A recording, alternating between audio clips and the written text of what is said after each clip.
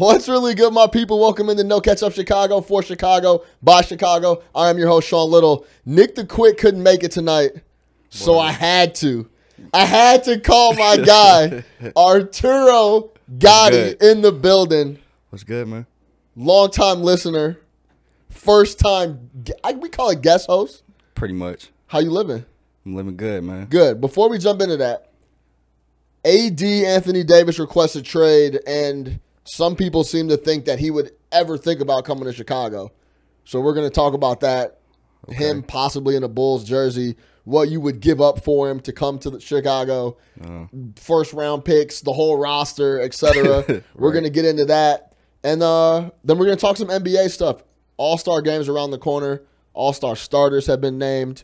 We're going to talk what's going on in the NBA because that's the best league in the world. You see the towel. I had to re-up. The Bears is out of the playoffs, so I had to go had to put the NBA towel up.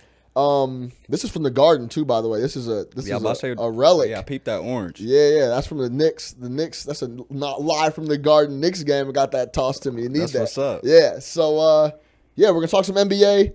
We're not gonna touch the Super Bowl and Brady because he the GOAT. We already know how you feel about that, and it's too early in the week. We're going to get to it. We're going to drop a little pod off on that specifically. But, Turo Gotti, how you feeling? I'm good, bro. Chilling, man. I appreciate you coming on, helping me out. I go out of town. I go to Germany. For everybody listening that's didn't know, I will be gone for the next week. I'm going to still be locked in on the social. I'll still be talking to folks, but I'll be out of town, so I'm not going to be around next week. Solid. But, yeah, man. I'm excited that you're here. I'm excited to talk some hoops. What you been on? Work. That's all I do. Just the grind. I like it. And I see. Thank you for bringing through the little sip real quick. Yeah, we bring gifts, man. Turo came through bearing gifts. Shout out Hove. Yep. Let's get into it. Bet. We know you got to get to work early in the morning, so we gonna hop right into it. Anthony Davis, Rich Paul, who's represented by Rich Paul, requested trade today. Goes to the Pelicans, talks to his teammates, talks to the front office, says, yo, I want out of town. We knew this was coming, right? If you've been locked in with the NBA, you knew this was coming.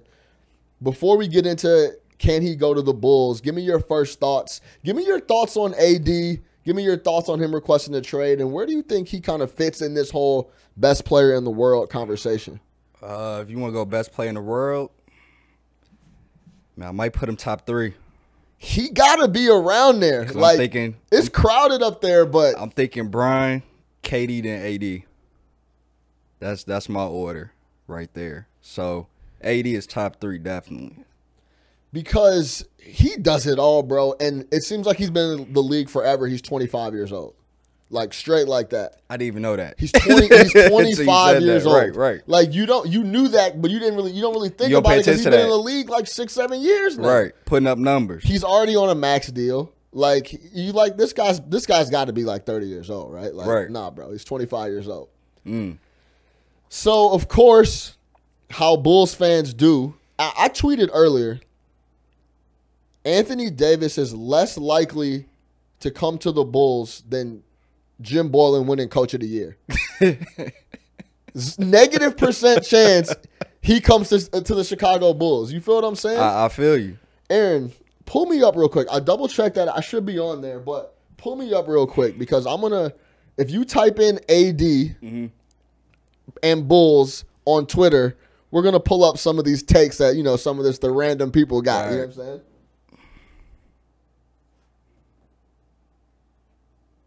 All right, let me put this on my lap so I can talk. But there goes my tweet right there. AD to the Bulls less likely than Boylen winning Coach of the Year. That shit should have 50,000 likes, but it only got 5. So follow your boy on Twitter. Got you. But here we go. The Bulls could put together a decent trade package for AD, but you can't make the deal without long-term commitment. 100%, right? Right. So let's give it a little background on that situation. He signed through all of next year. Right. But this year, since he's on that D-Rose rule, the Pelicans can offer him the Supermax, which is $240, I believe. For 5 and years, $240. 5 $240, yeah. And they can offer him that, and then he gets the regular max outside of that. If he were to just wait through the whole full year next year and then part his ways and go to free agency, right? Right. So essentially, say the Bulls traded for him now, he'd come into Chicago and we would have him locked up for a full season. But then after that, he'd be gone either we'd have to re-sign him or he'd be gone. Right. So just to give you a little background on that. But let's look at some of these takes. Should the Bulls pursue AD? This is Michael Alvarez. I think they should. Trade some assets to get him. Go big or go home. Then clean house. Guard packs, gym, even players. Who do you have a future? You have to. He said you got to go get AD. Right. Okay. Okay. Sounds good. Right? So, like, trade idea. Every single Bulls player for AD. Who says no? All right, you can pull me down, Aaron. I understand that Twitter is full of people that just don't know what they're talking about and just say things. Yeah. But let's really, really think about this. He said multiple times on the record that he doesn't want to come play in his hometown. I don't know why. I was about to say, what was his reason? So he obviously this is like per source. Okay. Like Windhorse said it today earlier. Per source, he's mentioned that he doesn't want to play in his hometown, et cetera, whatever, right? Mm-hmm. My guess is it's partly that hometown pressure, partly the front office, but partly him coming here would be just like being in New Orleans. Like, what would be the difference? There's not really a difference at all. You know what I'm saying? But in the East, you could win more. Yeah, that's fair. But win more what? Conference titles? Right. That does equate to like being in 4th to 5th place in the East, pretty much. Right. So, yeah, it ain't much going on. So, my question for you is, what would you like? Let's actually entertain this for a second. Like, as a Bulls fan? As a Bulls fan, like, okay like, let me get on record saying this. The Bulls are not going to get Anthony Davis. It's a -% chance in my opinion. That's a hard fact. Right. But let's explore the option just because we're sitting in the No Ketchup Chicago studio sipping, and let's do it, right? Right. What would you give up for him? Is it everything? Is it okay, this is how I'll pose it to you. Would you take that risk on having him for a year and then trying to sell him staying in Chicago and giving away all your young assets for him? I mean, if you give away all your young assets, and if he stay, that's not guaranteeing 2 other superstars to come. So now you just hold him for a year. What are you going to do? Give you 28 and 12, about 3 blocks. He going to put up the numbers. He's going to be a monster. But you're not going to win.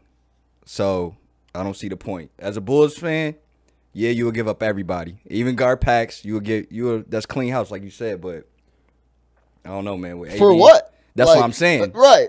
So, I don't know.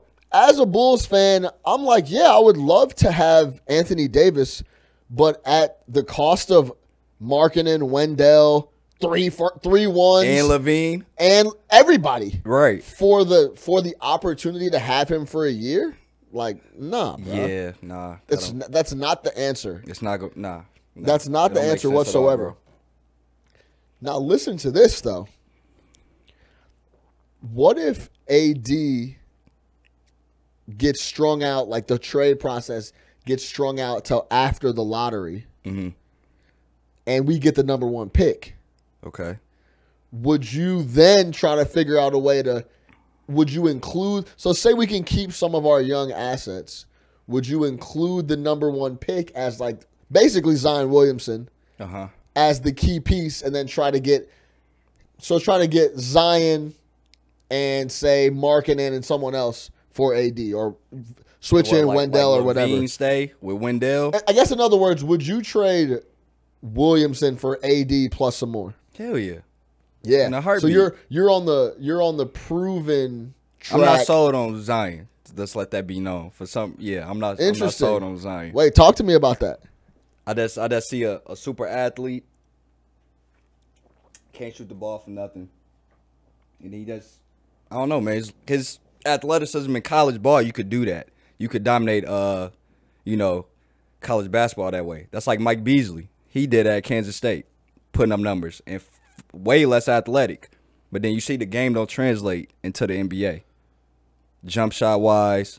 I think Beasley's a special breed just because he got some cash and he kind of went nuts. Yeah, he a little cuckoo. Yeah. But Zion, I don't know. People always try to sell me on him. Like, all my boys, they do crazy. But, like, you can't tell me what – I can't even compare Zion to another player. People compare him to Bron. I don't see how. That don't make any sense. You don't like the big body, the passing ability. The athleticism. Passing ability, no. Well, I think everyone sees Bron as the passer that he is now. He was always... Bro, he's doing that since he was 16. Yeah, he was dishing that thing. But Zion's dishing that thing right now, too. That's easy to do when you got Reddish and... When you're dishing to Reddish and RJ Barrett, yeah. You could do that. And Coach K is your coach. You could do that. But, yeah, I don't know, man. It's just that was just a different angle I heard because I was trying to figure out like when would it ever make sense to. First off, we'd have to retain some assets. Like, why would you dry out the whole roster that essentially we've been bad for the last 3 years to get? We traded Jimmy to get. We traded up. We'd made all these things happen to get this young roster that we have right now that we're running into the ground with Boylan in the front office. But that's a whole nother episode that I'm going to get into because I'm about to start pushing this boycott the Bulls movement. I'm about to really go though. I'm about to try to get the whole city behind this. I want the United Center empty on game days. I'm dead ass serious. Man. I want nobody in the building. I want it to look like when they used to black out Blackhawks games because no one was in there. That's really what needs to happen. But more coming on that. Stay tuned on that. But that was just another angle. Like, hey, what if we get the number 1 pick, and then it's like, yo, then we could kind of wave that in New Orleans' face. I mean, it sounds good. I just don't. AD was at stake for 1 year. If that trade even, was to happen. Like, you got to bring at least 2 other superstars with him. He clearly told you want to play for a winner. Pure point blank. Pure point blank. So, you come to the East. All right, now you got to deal with the Bucks, who up and coming. Then you got to deal with the Raptors. So, any type of roster you can make up with AD on the Bulls, I don't even see them being in Boston. I'm tweaking. You got those 3 teams. So, that's why I said, like, 4th, 5th seed at best if he was to come this way with a semi-decent roster. There's just, either way, I wanted to have a little fun with it because this is a Chicago-based sports podcast. Right. He's not coming here. He's not. He's not coming here. No. And it wouldn't be worth us emptying out the whole roster and trading 3, 4 first-round picks, 2 first-round picks away to go and get him, right? Right. Now, it would make sense for a team like the Los Angeles Lakers. Of course. And in my opinion, Anthony Davis has been connected to the Boston Celtics, the New York Knicks, Los Angeles Lakers for the most part. Mm-hmm. Boston's under constraints with Kyrie because you can't have 2 players on the same team that are on like the I can't remember what provision it is. I'm pretty sure it's the Derrick Rose rule. Yes, yeah. Yeah. But where you're on the rookie deal, but you're an all pro, so you get the opportunity to make a little more money like AD and Kyrie and those guys do. Yeah. You can't have 2 of those guys on the same roster. So they'd have to wait for the summer and either move Kyrie or he doesn't re-sign or whatever. Like he says he's going to re-sign in Boston, but he'd have to not re-sign. Then they could bring in AD with a trade, all this other stuff, right? Mm-hmm. All that's noise because Anthony Davis is going to the Lakers. You think so? Absolutely. I know so. What makes you think that? Tell me, and then I'm gonna kind of give you my whole spiel on it. There's no reason for Rich Paul to even link up with AD. First and foremost, I got boys who work for Adidas and Nike. The past 2 years, they've been saying AD want to go to the Lakers, especially since LeBron. As soon as he signed with the Lakers, like I know people who work for both brands. They was like, yeah, he's going to the Lakers. He's going to LA. He's going to LA. He's going to LA. If you say you want to play, but look, if you say you want to play with a winner, you only saying you want to play with either the Warriors or with LeBron. Them the only 2 options you saying. I mean, you could go out to Boston. You could do that. Boston sound good. It sound good, but look what they have to give up. Put it like this. There's only one place you can go where you can empty out everybody else. Pretty much. And keep one dude there. Yeah. Add AD, and then fill out the roster with everybody that's $2 million.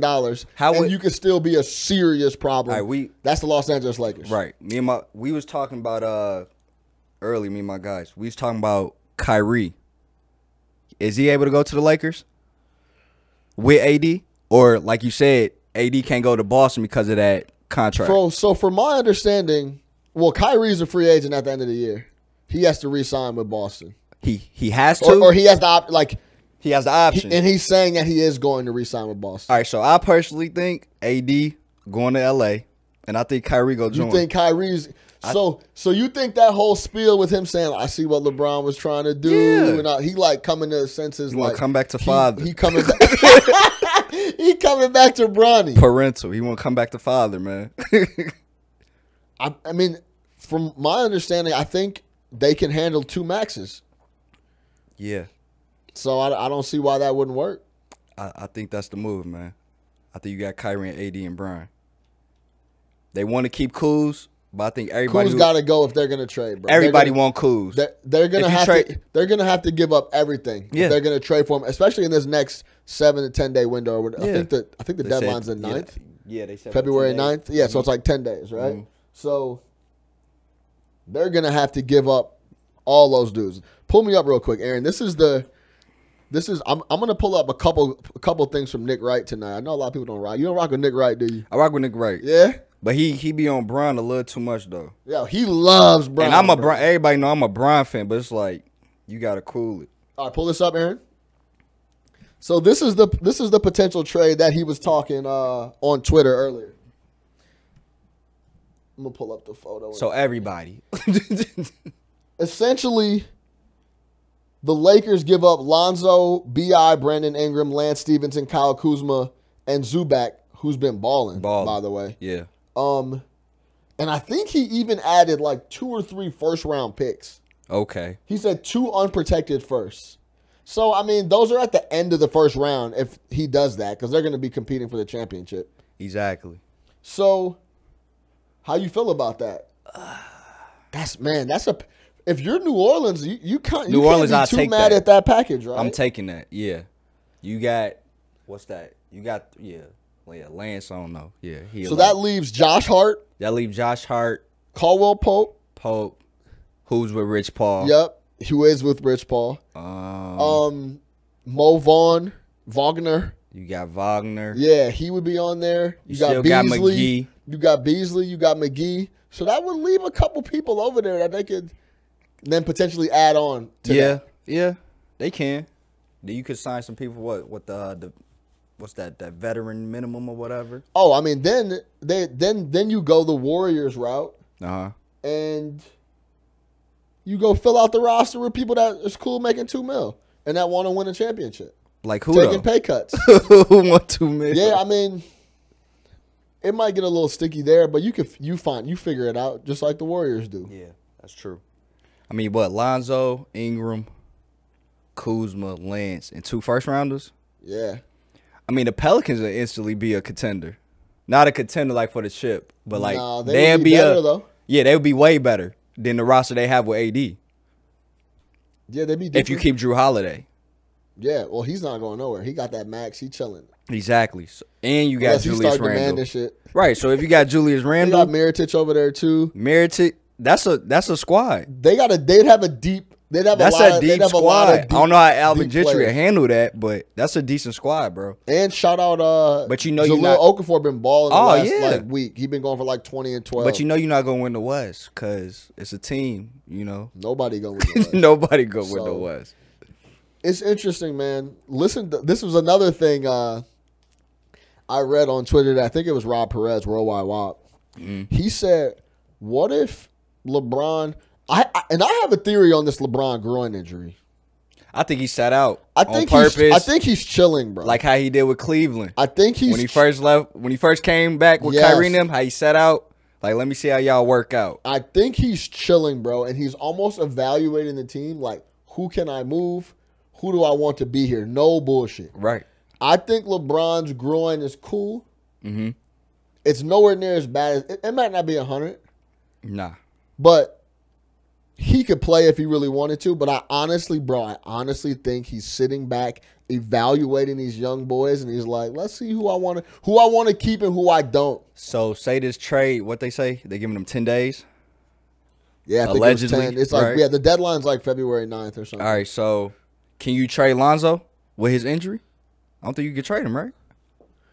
I think you can. Just because it's it's like a little, yeah, right. It ain't nothing serious. Okay. The irony, every time he get mentioned in the trade talks, he get injured. That happened in the offseason. They said LeVar. You want some more? No, I'm cool. Thank you. They said LeVar be like finagling, finessing. Like, yo, just chill. So they won't look to move you. Yeah. But this is why this is all suspicious, bro. Because the Rich Paul connection. It's all collusion, all those boys talking on the back end, bro. They've been talking since the offseason. Like, I wouldn't be surprised if LeBron was like, yo, AD, listen. In the offseason. Right. I'm going to go out to L.A. Uh-huh. I'm going to see what there's a couple young boys over there. I'm going to see who can play, who can't. Yeah. Then you request a trade around the deadline. I'm going to talk to Magic. Magic knows all this, by the way. Right. Me, you, Rich, Magic, we'll figure out something to get you over there, and then we'll hang on to the best young talent in LA, and then we'll get you over here and keep as much as we can for you. Right. Did you see the meme with Magic Johnson saying what he had offered to the Pelicans? He said he had offered the cure. They said Magic. Hey, listen, bro. Listen, I will give y'all the cure to HIV. Y'all send me AD. He said the cure That's anybody wild. you want, but Brian. He said y'all got you.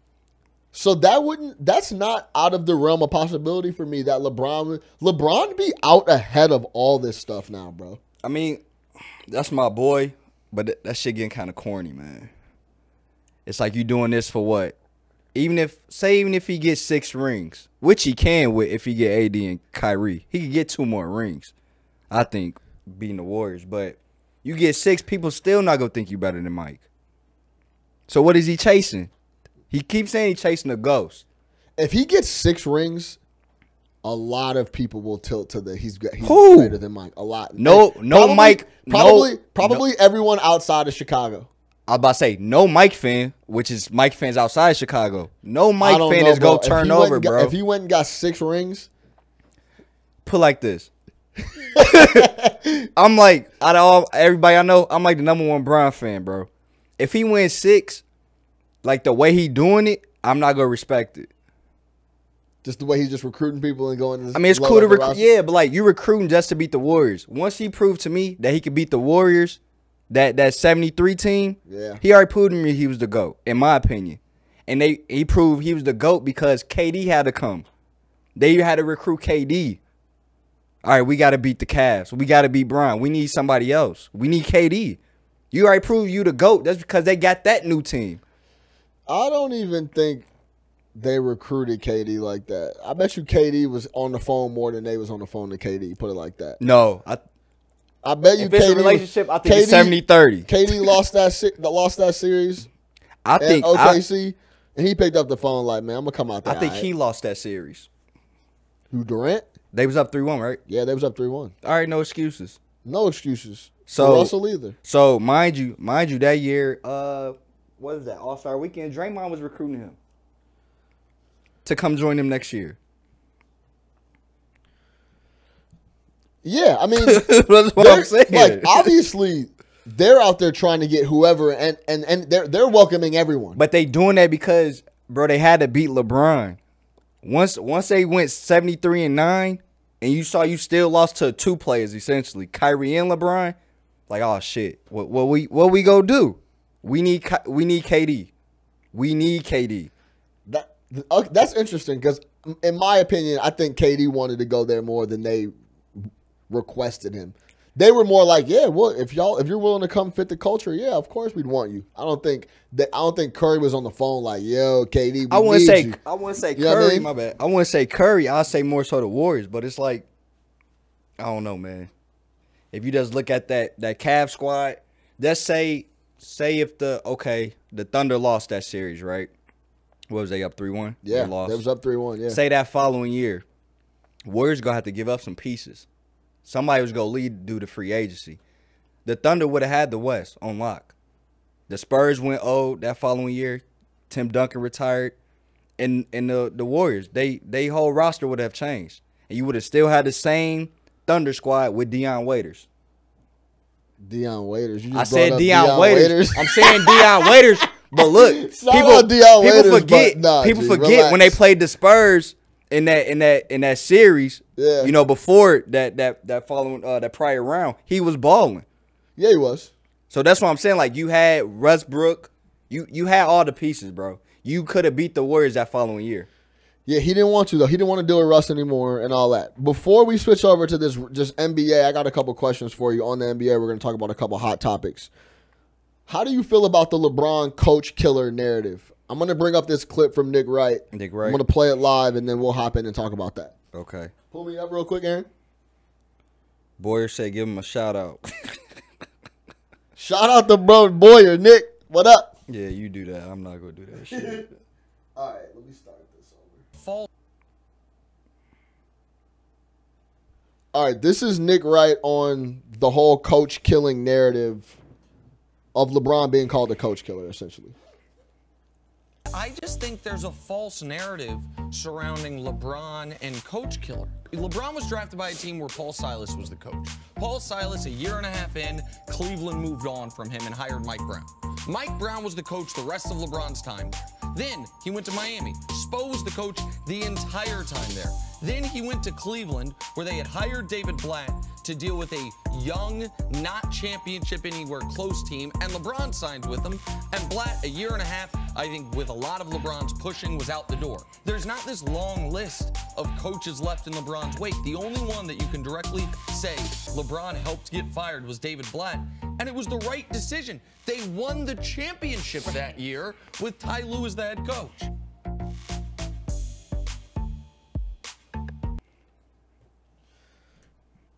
How do you feel about the whole LeBron is a coach killer? And then I got some thoughts on that. But yeah, what do you think about that narrative being spread? Like, if LeBron shows up, your days are numbered as the coach. I mean, I think that go for like every franchise player. If they voice their opinion on the coach, that don't fit, they system or what they like, based on, how they get down on the court, they gonna let it be known to the front office. Who Kobe have? Rudy Tomjanovich?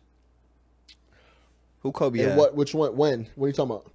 What years? After Phil left, who was they coach? He had Mike D'Antoni, didn't he? Wasn't it D'Antoni? Yeah, Mike D'Antoni, right and he had Rudy. Did he? Had Mike and Rudy. I'd have to pull it up, but yeah. He had Rudy too. Okay, yeah. You got rid of their ass. And he had Mike Brown, just like LeBron. Mike Brown is, don't even get me started on Mike Brown. So, right. So, not what he had. Paul Silas, Mike Brown, Blatt, right? Yep. He had Paul Silas when he came in. Then he had Mike Brown. Then it was Blatt, and then it was Ty Lue. But Spo before that. But Spo in the middle of Miami, right? Spo underrated, but that's a rumor that he tried to get rid of Spo, which clearly Pat Riley wasn't going. But every other coach, I can see why you would want to get rid of them. Well, this is the thing. When LeBron is part of your franchise, he's running shit. And the owners know that. And if he thinks the coach isn't going to work, then he got to move him out. Period, point blank. Simple as that. And if we're being 100, it's been the right move every time. That's what I'm about to say. It's not a lot of players that's great as LeBron that can even make that decision, that owners and GMs will even listen to like that. No, not at all. That's what I'm saying. Exactly. And this is the other thing. Like, when he was younger, he didn't tell Mike Brown he had to leave because he was younger. He was coming into his own. Mike Brown probably could have left, too, when he was with the Cavs. Yeah. Before he left to go to Miami. Right. The reason Spo didn't go is because Spo's a good-ass coach. Yeah, and Pat Riley said he wasn't going. Blatt had to go because he can't coach.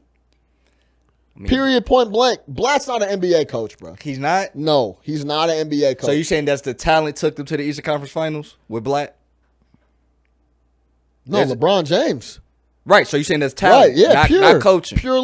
Come on, dog. Right, Are you nuts? No, I'm just asking. Ty Lue, I don't know if Ty Lue is an NBA coach either. He's not. So, you feel me? So the talent won that title too. You just proving why my man the GOAT.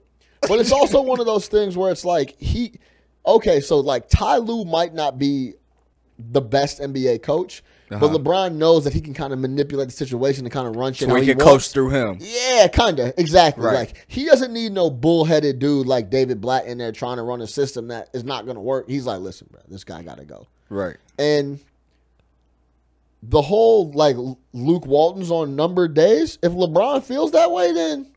I was about to ask you that, too. How you think he feel about Luke Walton?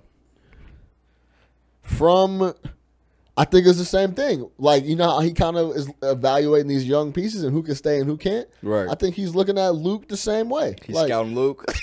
Like, let me get up close and personal. He probably keeping Luke for that Warriors intel. That's probably what he keeping him around for. He's keeping him around right now because it's not go time yet. Right. Go time is when he's gonna get the new and when AD shows up, and then they're going into next year with another free agent spot available. That's when it's go time. And if he doesn't think Luke Walton can fit the bill, then Luke Walton won't be around. That's another question I gotta ask you. Who would be the Lakers' next coach? I have no idea. Whoever LeBron wants. But Rich Paul. It could be Rich Paul. in Dallas, you feel me? It could be Mav Carter. It don't matter. It do matter. It could be Bron's barber. Whoever he thinks is the right fit, that's who it's going to be. You know what I'm saying? Yeah. Like that. That's who's going to be the coach. Whoever he thinks can win games or whoever he thinks can be the right fit. So the whole coach killer narrative, if I have to be called a coach killer to essentially get who I need in place to win the championship, then you could call me a coach killer. That's what I'm saying. How many people have been labeled a coach killer? That's on LeBron level. People used to say Kobe was a coach killer with Phil. So Kobe and LeBron the only coach killers? I don't think either one. I don't even give a. I don't care about if you get labeled a coach killer. No, that's what I'm saying. Them two can be called a coach killer. They the top two greatest in the game. If you want to call me a coach killer because I get rid of dudes that don't know what they're doing and can't get us to a title, smarter than them, then you call me a coach killer. Right, you smarter than them and you know your personnel. Like LeBron make teams. LeBron tell you who he wants because he know his abilities on how to work the court. 100%. So I don't. Yeah, that narrative is false. That narrative is it could be true. It could be true, right? It don't matter. Who cares about the narrative? Because the shit works. Essentially, right? Exactly. So kill the narrative or don't. Whatever LeBron's got to do to win the title. But you had a lot of people saying Eric Spo wasn't a good coach.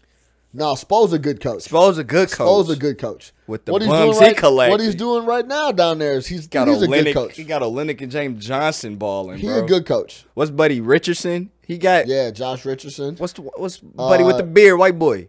Tyler Johnson. Tyler Johnson. He got everybody balling. He got 50 M's. Shout out. He did. Our boy from Evanston is his agent. At CAA. What's my boy? Brown. Austin Brown. Yeah. Shout out Austin Brown. He got him 50 Did the M's. Wild Kick camp with me. Yeah. Yeah. No doubt. So, yeah, man. Spo can coach, and that's why Spo was there the whole time. Yeah. You know what I'm saying? But let's switch over to the rest of the NBA stuff I wanted to talk about before we get out of here. All right. Couple questions for you that I think are actually interesting things to talk about. Bigger surprise to you right now, Luka Doncic and what he's doing, or Paul George and what he's doing? I'll say Luka. Expand on that. Paul, I expected that. I expected him to do that last year. actually. Right. But, you know, you got used to playing with somebody who think he the best player in the world, and he ain't. So Don't ever come in the No Ketchup Chicago studio and slander my boy Russell Westbrook. Hey, that's ever, my boy bro. too. That's my bro. That's my boy. But I feel you. That's off heart. That's my boy. Off heart. I know what he got in his heart. That's my boy. But Luka, I ain't expect Luka to put up these numbers. What did he put up yesterday? Triple-double? Triple-double. 32, It was like 32, 12 and 10 11 or something. or 10, yeah, right? it was second triple-double from a teenager. I think it's like the first time. Wait, how old is Luka? Multiple. He's 19. He's 19? They had multiple triple-doubles in a year from a teenager. Since who? I think he's the only one to do it. The only one? On multiple Luka games, 19, bro? Luka 19 years old. So I just been high or something this whole season. I Luka thought Luka 19. was at least 23. No, Luka's 19. He was on Real Madrid when he was 16, I believe. See, I don't keep up with the Euro players. Yeah. 19? 19. He's carrying a franchise or trying to carry a franchise right now. Yeah, I think they will get rid of my boy Darius. They will get rid of him. Dennis Smith Jr. Yeah, Dennis. Dennis. They will get rid of Dennis, bro. Yeah, he's kind of lost out there now. It ain't much you Luka. He's been going crazy. Luka nice. He's a highlight. Luka's a problem. Yeah. So you would say Luka is a bigger surprise than Paul George? Yeah, bro. I want because the Mavericks actually be winning games, like just off the strength of him. So Paul George, I expected those numbers. What are you averaging? Like what? 25, 26? Bro, he's almost at 30. He's almost the at last 30. 2 months he's been at 30. The last year, I think 2 months ago was when he went crazy in Brooklyn. You remember that game? Yeah. Yeah. So that's he took off after that. And he's been the best defender in the league rated. I was reading some article like ESPN rated. He's the best defender in the league too. See, I honestly so he's going nuts. I think he's a better defender than Kawhi, bro. I honestly think so. Think so. Really? Yeah, bro. I honestly think so. It's close. People gave Kawhi that title because he guarded Bron against, in that finals. That's because you guarded somebody who's, Kawhi a problem on D. Kawhi a problem as All a player, over but it's like, is he really locking down everybody? He didn't guard Harden that couple days ago. He didn't guard Harden. Right. He didn't do that. He didn't want them problems. He knew 40 was going to get dropped regardless. Whether Harden had to get... We'll talk about Harden here in a second. I got a hot take on Harden, too. Yeah. But... So you would go with Doncic? Yeah. I mean, I'm surprised with George, like being consistent-wise with the numbers. But I'm not surprised because I expect him to do this as soon as he got traded. I'm going to say this is, first off, let me be clear. I was completely wrong about Luka Doncic. You can go back and listen to some episodes from months ago. Tough. I was like, this dude's not going to be shit. He's going to come in here. He's too slow. Based off YouTube. I'm not going off this Euro shit. He's not going to be, bro, that boy is a problem. I was wrong. I've said that multiple times. Admit your faults, man. But I'm going to say Paul George is a bigger surprise because he's the leader of the Thunder right now, period, point blank. And I didn't think that would ever happen with Russell Westbrook on the same team. Essentially, right now, I'm going to say it, and if you want to think it or not, Paul George or Russell Westbrook is passing the torch essentially to Paul George this year. I think he learned for the season. I don't know about for the long term, right? But he's deferring to Paul George right now. I think he deferred. And I thought that would never happen. I think he got the worst shooting percentage out of starting guards. I don't know if it's the worst, but he's shooting the rock. I think it's the worst. I think it's the worst. In the mid-30s. Out of starting guards. Yeah. So think of the worst teams. Their guards are still putting up a better shooting percentage. So I think that's why he, he's like, yo, I got to get the I got to get the rock to PG. But I wish he had the same mentality when he had KD. You know what? And that's also a good point because I think that shows how much you need to actually like homie that's on your team to be. You can't think that you better than him. He didn't. Regardless, though, I can guarantee you Russell thinks he's better than Paul George. Yeah, that's true. But he doesn't have a problem deferring to Paul because he likes Paul. You feel what I'm saying? Right. He didn't like KD. Still doesn't. But that's because So it wasn't about he would try to outshoot KD because he was trying to prove to KD that I'm the guy, you're not. Same thing. They all right. I think they both like each other. KD liked him too. KD was rooting in New York when they drafted Westbrook. Like, that was like a sleeper pick. What was he, number 4? What was Westbrook pick? I don't know exactly what It was Westbrook high, I and think it KD like was in 6 or 7 or and something. KD was in the stands top rooting 10. for that pick, though. I think that's more so. You got PG Trey say, like, he cool with taking the back row if he have to. He could play the second man. But it's like if Westbrook letting him be the man for now, then it's cool, both ways. But if you got KD who think and know that he's better than Westbrook and they clashing heads because they think they better than each other, right? It's different. And your coach can't control that. It's interesting, man. Doncic is definitely a surprise, but I thought there would never be a day where Russell Westbrook was deferring to someone else, and Paul George is playing so well that that's a viable option right now. Bro, me and my guys, we had a convo about the let's look at Pressey.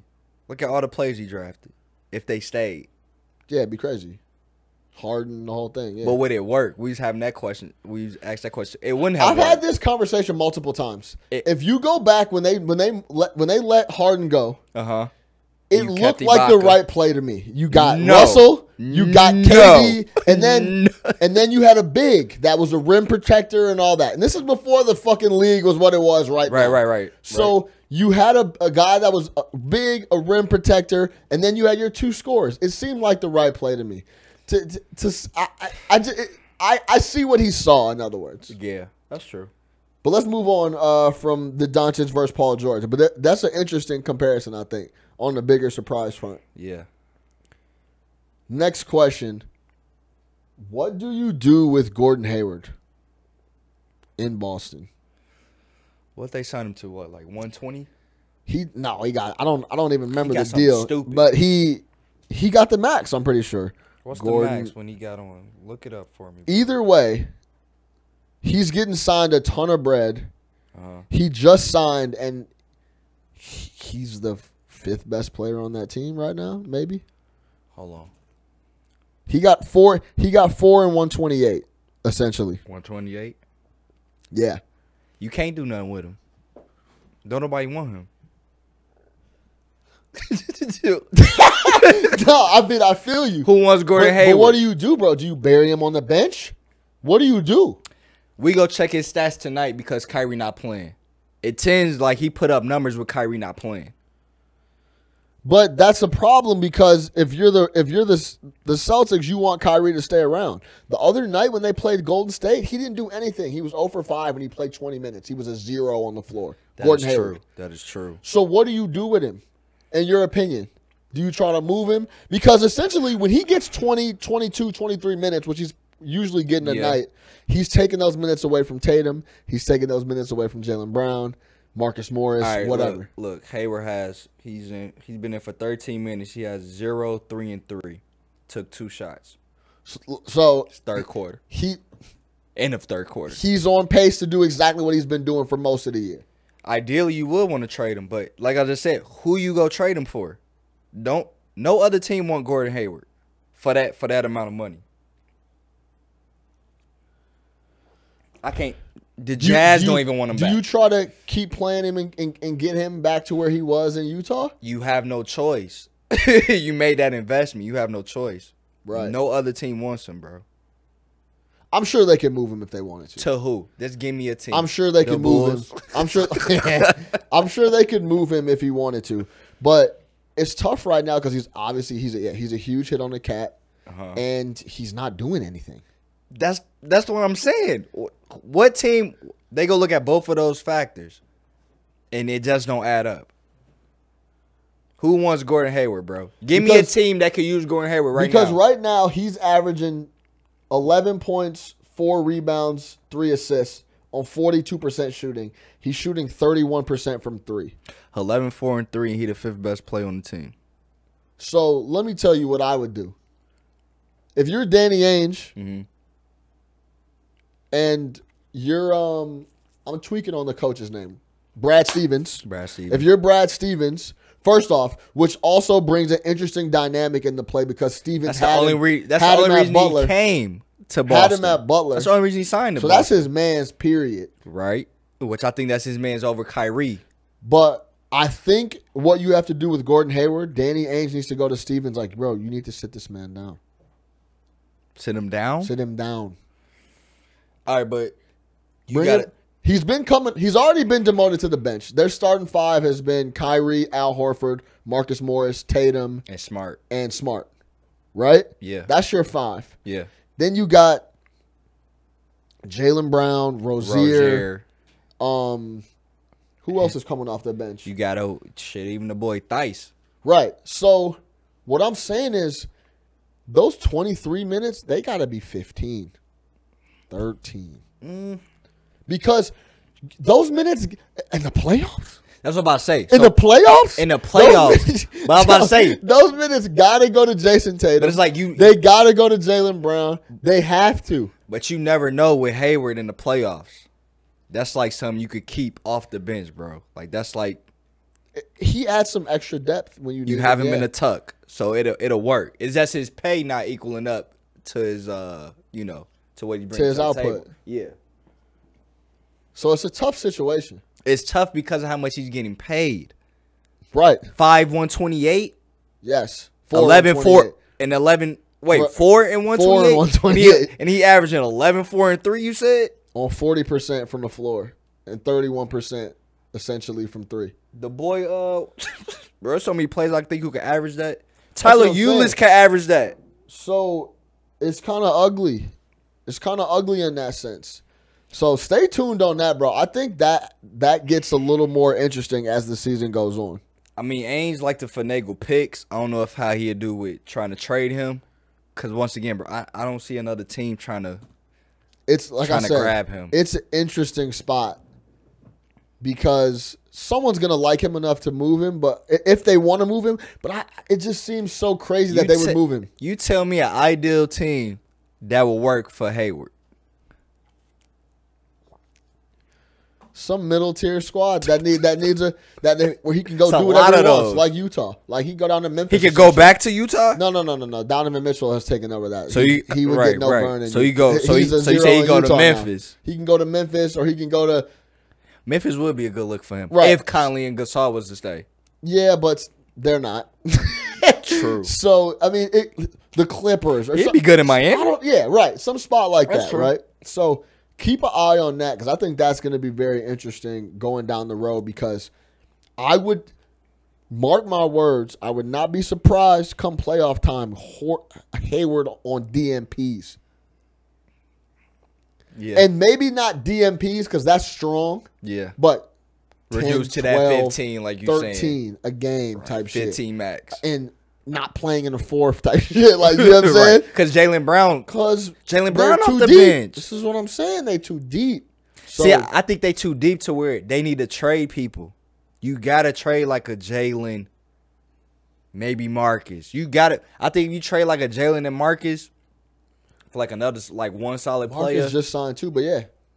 I think Hayward will get off even more. If you trade a couple of those pieces. I think Rozier need to leave, bro. I think he is going to leave. Well, depending on what Kyrie does, but I think he leaves. Yeah. Because last year I always say, I'm like, Rozier looked nice in Brooklyn. Or New York. I said New York, actually. Because, I mean, in a perfect world, they would get him to stay because he's a great second backup. But he proved to you, like, bro, he a microwave. But he told you, like, he proved that he could hoop as a starter. No doubt. I like Rozier's game a lot. Like, over Dunn, Dunn is a starter, right? Yeah. For the Bulls. Unfortunately. I'll take right for the Bulls. I'll take Rozier over Teague. Teague is a starter. Yeah. Like I'll take Rozier over a couple of players, bro. That's in the league starting right now. It's interesting. Gordon Hayward, look, that's gonna be a story coming down the stretch, no doubt. Yeah. Let's get out of here on this. James Harden. What about him? We already know what he's been doing. But I was looking at, do you remember, the question is, James Harden, January 2019 versus Kobe's 2006 January. What was and just to give you like a little comparison, you remember that stretch where Kobe was going nuts when he scored 81. This is the same stretch. Okay. In January 2006, he had a stretch. Wait. Was this rape case Kobe? I don't know if the case was still rocking. Rape case Kobe is the best Kobe I've ever seen. He had that built-up frustration. He used to go to court. Yeah, he used to fly in and drop 40. Yeah. So it's not that year, right? I don't know. It could 81 be. was probably like 2 years later. Was that the year he won when- MVP? Or that's the year they No, he lost didn't- first round to the That Suns? was the year that Nash, I think, won that second MVP. Yeah, and they in lost a to the row. Suns, right? Yeah. But check this out. He was doing 44 a game in January 2006. Mm-hmm. He did so on 47, 40, and 90 where his shooting split. So 47% from the floor, 40 from 3, 90 from the free throw line. Okay. He scored 40 in 7 or more times. And it was a 13-game span. He went for 53 times and then 81 once. Once. Yeah. What do you think about that line compared to what Harden is doing right now? And it's essentially the same thing. He's going for like 45, but he's going. The last time, do you know when the last time he didn't score 30 When? was, James Harden? When? December 11th. That was the last time he didn't score 30. Every game since has been 40 plus or 30 plus. That's crazy, dog. That is crazy. And without Chris Paul, majority of those games. I think that's a big part of why he had to do what he's been doing.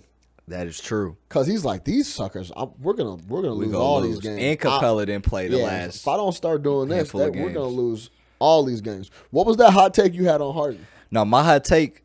What then Tony already said it, that Harden is the greatest offensive player he's ever seen. Right?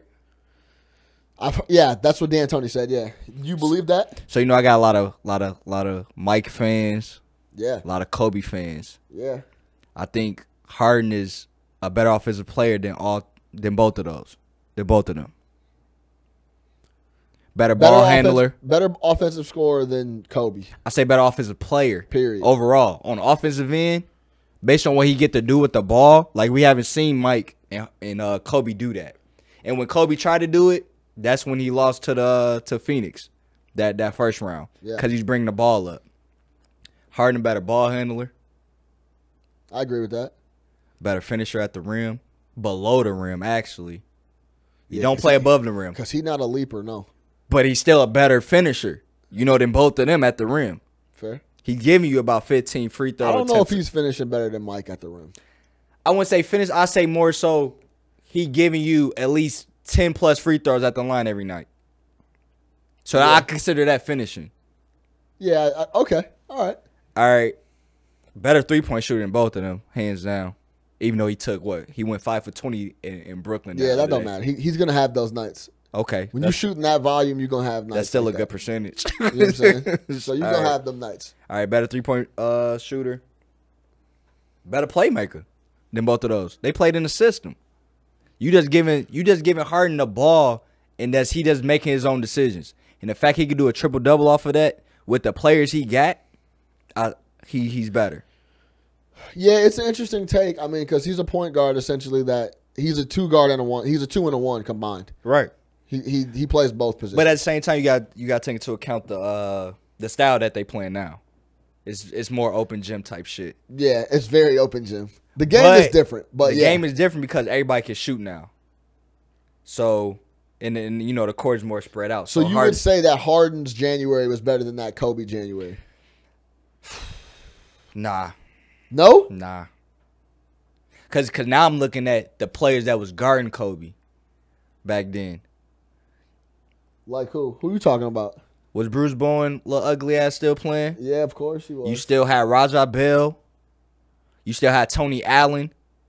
You had some gritty players that was, still getting it in at the 2 guard position just to guard him. Like they was playing just to guard Kobe. The reason I'm going to disagree with you and say Harden is because on top of all the offensive shit, like you kind of mentioned, he's been running the show and he got triple doubles scattered in his joint too. It's not like he's scoring 50 and it's 2-2. That's some Kobe shit. No, but he had 48, 2-1. But that go back to you feel what I'm saying? Yeah, but that go back to what we were saying. Like it's the style of play now. It's no way Westbrook would have 3 straight seasons averaging a triple double during the years Kobe was putting up these numbers. Bro, January 3rd, James Harden, 44, 15 rebounds, 10 assists. No way Kobe could get 15 rebounds in the system he's playing in. 43, 12 assists, 10 rebounds, January 11th. 50 58, 6 and 10, 57-9. Like, these are crazy stat lines. That's the only reason I'd have to. And the usage. The usage rating is crazy. It's crazy. The fact that you got to bring up the ball, do all that, essentially score 40 a night. But it's like he's averaging 43, 44 a night in January. And he has to get 10 dimes. And he's rebounding. But it's crazy. But it's like, bro, I think a lot of like top franchise players could do that if they had that usage rating. LeBron couldn't. LeBron can't average that? LeBron can score whenever he wants to. If LeBron, okay, Westbrook can score whenever he wants to. You also just named probably the top but I'm not player saying of all Westbrook could do whatever he wants to if he had that same type of leeway to just run the offense. No, I don't think he could. Giannis can't shoot, so he can't do that. Russell couldn't score 45 a night. So you saying Steph couldn't do that in the Rockets system? Absolutely not. He couldn't score what? He could not. He's a better shooter than Harden, so don't say he could score 45. Could he dish and do all the other stuff?